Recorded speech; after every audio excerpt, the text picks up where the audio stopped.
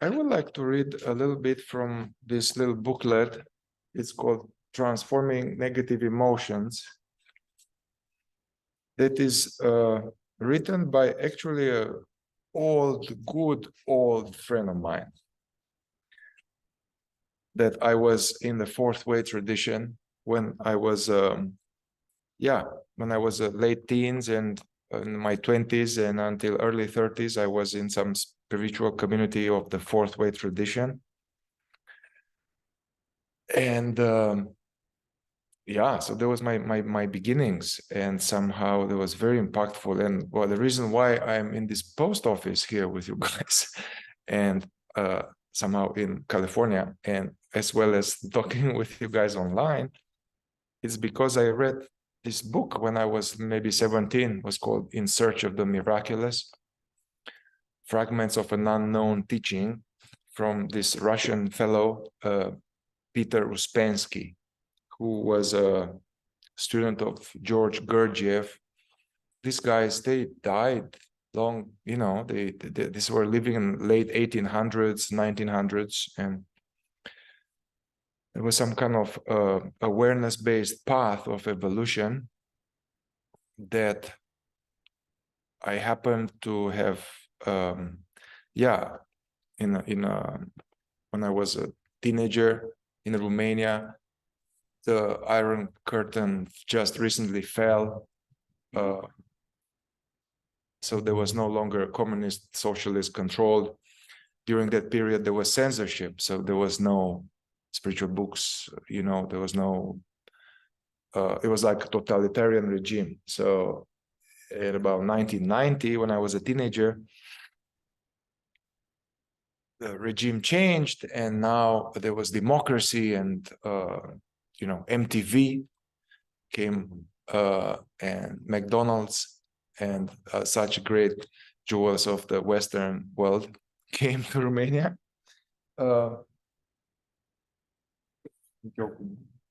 Hi, welcome.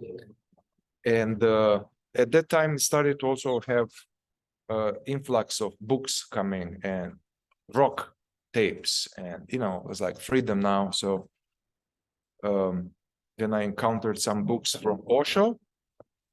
Osho, you guys heard of this Osho? Hi. Make yourself comfortable. And this guy Osho, I was very touched by his writings, and was some of the first spiritual literature. And this guy Osho was speaking fondly of Gurdjieff, and Osho was speaking of the fourth way. So somehow I resonate with it, and I found some fourth way book, and I found that book I told you about, In Search of the Miraculous, and somehow I was deeply inspired and on fire with that knowledge. And in that knowledge was saying that basically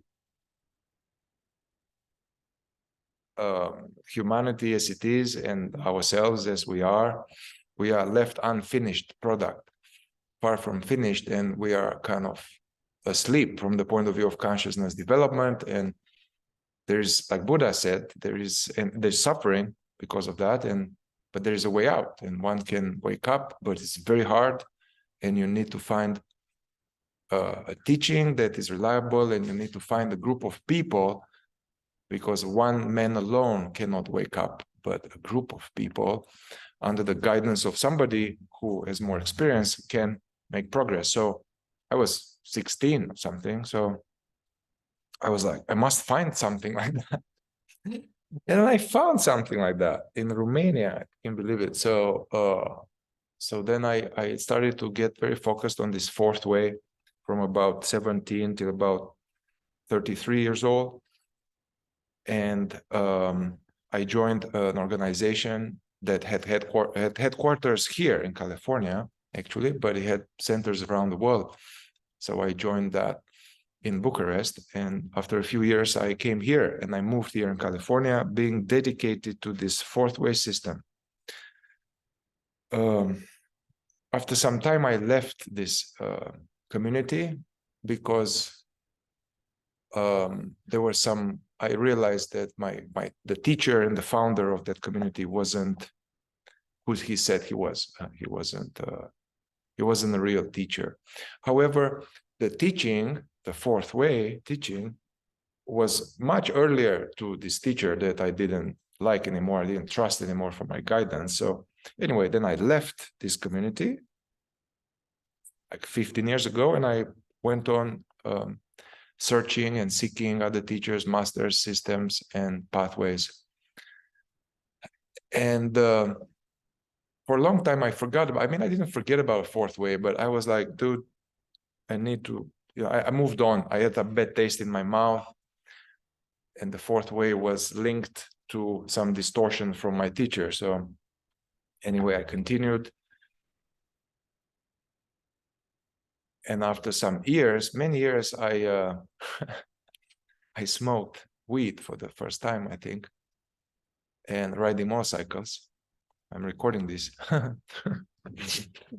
And it suddenly comes back to me, this fourth way teaching. It's like hits me like hard, and I go into some process of discriminating the teachings of the fourth way that were actually good and the teachings of my teacher who corrupted some of this teaching. So, and then so I rediscovered somehow, and I was still deeply seared in my heart and my mind, this system, the fourth way. Anyway, then I moved on and I started to become a therapist. So as I was working with clients and I was trying to help them, like, man, what will work? It will start to come to me like, you know, actually some of these fourth way tools that will be very handy. So I started to use it. So almost unwillingly, I started to use the fourth way teachings and methods more and more. Although I would disguise it, I wouldn't speak about what it is because it was too much to speak. So I tried to like, hey, okay. I would be like, hey, you know, there's this, you know, never mind. How about this method? Try this. So I'll try. So I would teach the fourth way methods, but a little bit taken out of the context and veiled and vague. So I'm coming somewhere. I have a point here. So, but it's been always there somehow, and it haunted me, this fourth way teaching, and in a way that I verified that some of those tenets and principles and obstacles and directions, I noticed that they would verify across all paths. So I would go into other paths like Buddhism, non-duality, Zen, whatever. And some of those fourth way principles, they still held. So they were like, so, yeah. And anyway, long story short, I reconnected with my friend. This gentleman, I was 20, he was 40, and he was a very wise man. And he wrote a bunch of books. And we've been disconnected for about 15 years. And we reconnected recently. And he himself continued his path.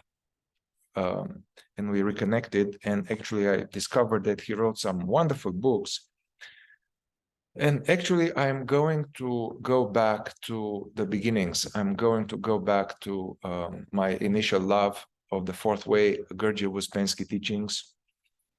And I'm going to lay out as a body of knowledge together with this friend of mine, Peter. And because there's a lot of intellectual teaching in this path, and it's a little bit in books, and it's a long time. And, you know, it's hard to just do from books. So that's why I want a little bit updating of these teachings and also integrating with non-dual, as well as, you know, those of you who are into KI, Killer Bee Inquiries. The Killer Bee Inquiries, this method of processing, integrates very well in this somehow. I see the fourth way as a map to become more conscious and be less asleep. And I've been kind of teaching it all along, but not fully focused on it. So I am planning to go more into this soon, and yeah, have a whole group module and focused on that. Yeah. So I would like to read a couple of pages which are very important tenets of the fourth way, but they apply very much to us. And yeah, I'd like to read a little bit, and then we're going to do a little bit of movement, and then a little bit of sitting meditation.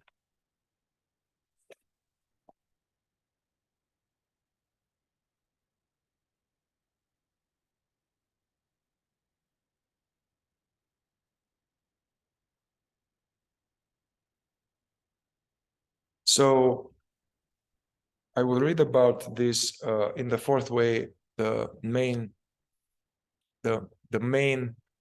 tool and the main method and the way to go and the method and the aim is encapsulated in this term, remembering oneself, self-remembering. This comes from I think it's a Sanskrit term, Atma Vichara. Atman will be the self. There's some offices here, it's okay. So could be translated self-remembering or self-investigation or self-abiding or self-inquiry. And I guess what in modern day mindfulness and hey, be present, Eckhart Tolle, be present, mindfulness, be mindful, that it's almost like self-remembering a little diluted, but so there's connected to that. And in this term, self-remembering, first of all, the remembering is not like, oh, what was the number of my childhood home number? 411, 414, you know, it's not like that remembering, intellectual remembering. So remembering it's more like when you are in daydreaming and suddenly you're like, whoa, and come back to the present. You are coming back to the present, you are pulling away from veils of daydreamings and come back to the present. You're like, oh, wow. You know, so that somehow it's some form of that kind of remembering where you come to. Depending where we are at in our level of being, so to say, our understanding about the self is different, you know. So depending on what we understand by self, it will influence our self-remembering. But self, in both in Buddhist and non-duality and fourth way, self refers to that which is aware right now. That whatever it is, which is noticing, hearing, sensing, noticing thoughts. So the being, the being, the aware being. And also this term aware being is like some word, so it relates to that which is hearing. Or the rain, here there's rain, so the perceiving. So self would be like, so self-remembering would be like, there's different aspects, but there's like pulling ourselves away from the daydreamings and being scattered in past and future and lost in thought or hooked onto like something, you know, when you are on a screen, or it's like the whole of attention is out there and I'm totally unaware of my existence or what's happening here. I'm either lost there or I'm lost in the voices, the radios, yeah? So self-remembering implies a little bit of coming back to the present and having attention in the present, and because that's what's real.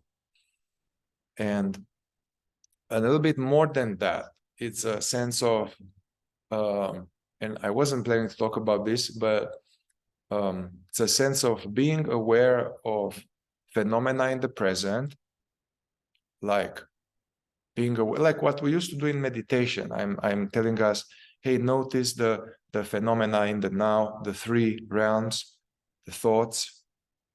Notice thoughts as opposed to being lost in thoughts. Notice thoughts. Don't go into unnecessary thinking. That's almost like a disease.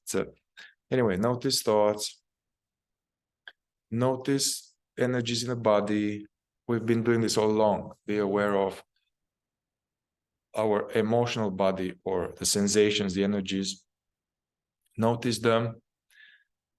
Usually we are lost in the thoughts somewhere else and unaware of the body. Yeah, so you're trying to be here, aware of the body, aware of, triggers, emotions, sensations, aware of thoughts, and aware of the world, like a cat.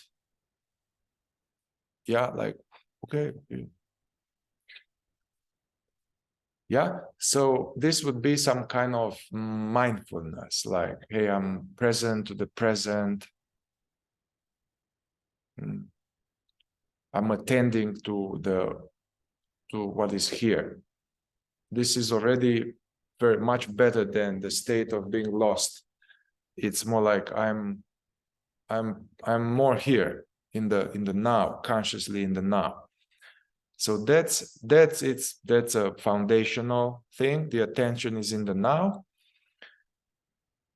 That is an aspect of self-remembering. It's not quite the full enchilada. Self-remembering would be to be aware of these things I noticed. I said so far, like sounds, thoughts, my voice, now is the voice, and this body is gesticulating. So aware of these things. What is aware of these things? What is aware of these things? Awareness is aware of these things. Whatever we call it, it's not the mind that is aware. It's not my thoughts that are aware of colors and of movements. It's this awareness. Yeah. So awareness is aware of these things and aware of itself. So it's some kind of being aware. I'm aware that I am. Yeah, so I can be aware of a sound. I can be aware of a sensation, can pinch yourself. And then you can be aware of being. Where do you put your attention when you're aware of being?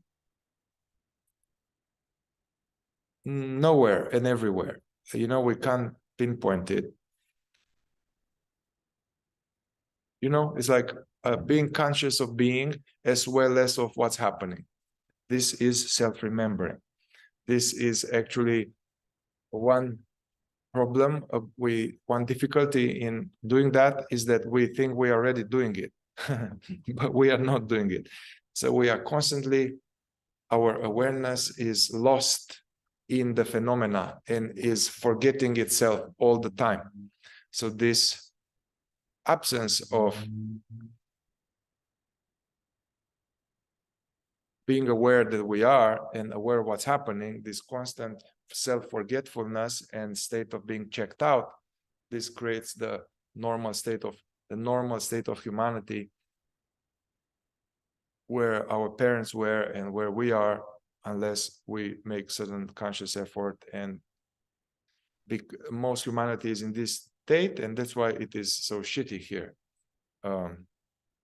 So the fourth way, or non-duality, or whatever, good methods with awareness, Buddhism, they are trying to change our level of consciousness through various practices.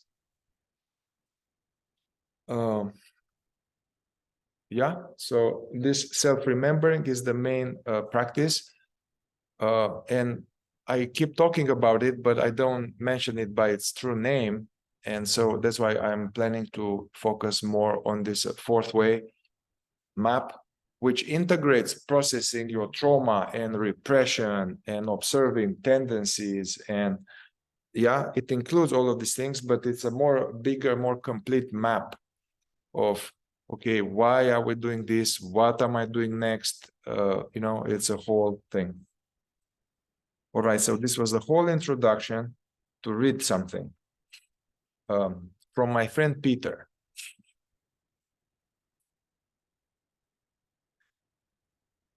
Also, you know, just take this, don't believe this, be open, try to check for yourself, verify.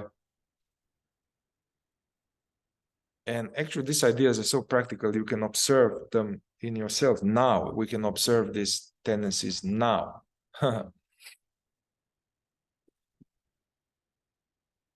Awareness remembering itself. The foundation of the fourth way system is that we are usually unaware of ourselves, that no one is automatically conscious of himself, that no one remembers himself. The seemingly simple fact of being aware of our own existence does not occur to us. To put it more succinctly, awareness is not usually conscious of being aware. Just stop for a moment and think about that.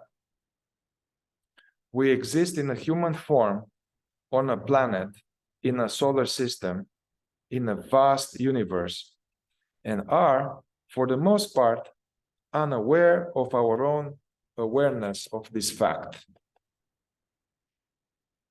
Even if a person is told about this and sincerely tries to be more consciously aware, they soon forget to be aware of, to remember their own existence. Awareness unknowingly falls asleep again, and everything goes on as before, in a dim state of awareness that shuts out the larger picture of our existence as humans inside a planet that is in turn inside a solar system within a galaxy that is itself inside a vast universe.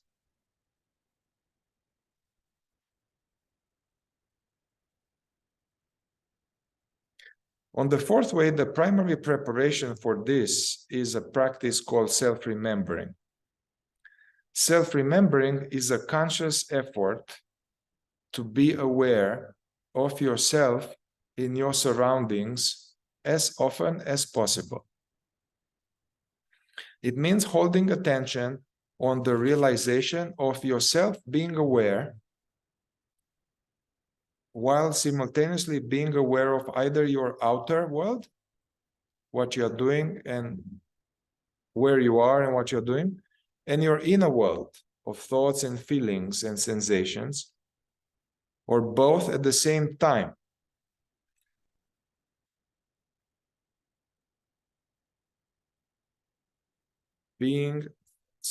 Holding attention on the realization of yourself being aware while simultaneously being aware of what you are, where you are, what you're doing, your thoughts and your feelings and sensations. In this way, you become aware of whatever you are observing in the moment while remaining aware as the observer. For instance, right now, it is possible to be aware of these words and be aware of yourself hearing them, while also being aware of yourself hearing them. These two extra dimensions of awareness, especially the latter, being aware of being aware, never happen by themselves.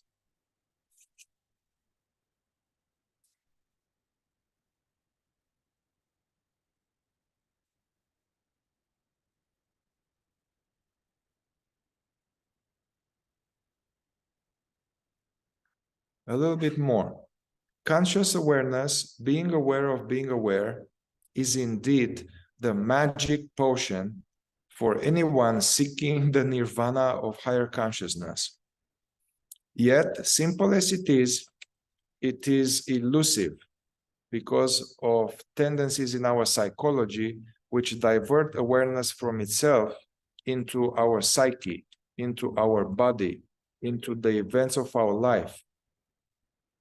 In other words, awareness has a propensity to slip out of the metaphysical dimension of itself and appropriated by the lower dimension of our mind, body, and physical life. Okay, so the last part is, and this is what we are dealing with whenever we walking, whenever we are brushing our teeth, whenever we are driving here, whenever we are meditating, we are dealing with this. One of these psychological tendencies is called imagination. Imagination is a fourth way term which means daydreaming. It's not creative imagination. So imagination in the fourth way, it's a particular term referring to this daydreaming. Yeah, it's not about creative imagination, or this creative imagination is fine. So one of these psychological tendencies is called imagination. In the fourth way terminology, imagination means random associations, daydreaming, thoughts about the future or the past, and imagining things about ourselves and other people. A person with his gaze fixed in thought, you know how it is, like that or like that. Yeah. A person with a gaze fixed in thought is in imagination. Awareness of himself in his environment is absent, entirely absorbed by the inner workings of imagination. Although the person is physically in the waking state of consciousness, he has psychologically lapsed into the realms of dreams. But he does not see any harm in this, partly because it is so satisfying to be in imagination, and partly because it has never been pointed out as a diversion from conscious awareness. Another example of imagination is when we are looking at a scene or listening to an idea and then start to think about it, to imagine a similar scene or a similar idea. So instead of seeing or hearing what is in front of us, we associate to something else that is in our imagination. We do not realize that awareness becomes whatever we are imagining. In other words, as awareness loses consciousness of itself, it disappears into the clouds of the imaginings where it falls asleep.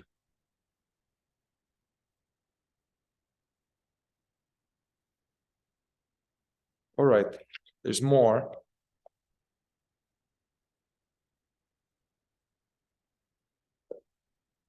In the fourth way, there's this thing, there you need knowledge.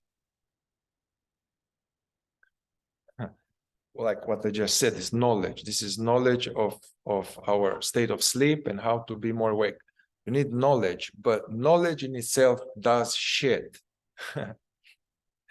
You need to have some degree of, this is interesting, interest, enthusiasm, and you need to try to make effort to apply it.